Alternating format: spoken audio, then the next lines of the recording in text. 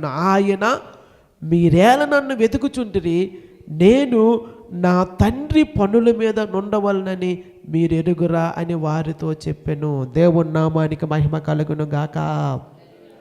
ప్రియులారా, యూదుల సాంప్రదాయం ప్రకారము ఒక కుమారుడు 12 సంవత్సరాల వయసు వచ్చినప్పుడు తన తండ్రి యొక్క వృత్తిని స్వీకరించడానికి అర్హుడవుతాడు. దేవుని నామానికి మహిమ కలుగును గాక.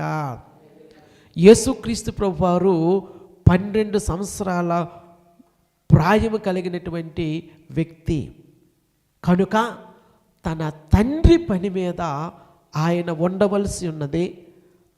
తండ్రి తనకు అప్పగించినటువంటి ఆ పనిని ఆయన చేయవలసి ఉన్నది కనుక ఆయన యెరూషలేములో నిలిచి ఉండి అనేకులతో మాట్లాడడము ప్రారంభిస్తూ ఉన్నాడు.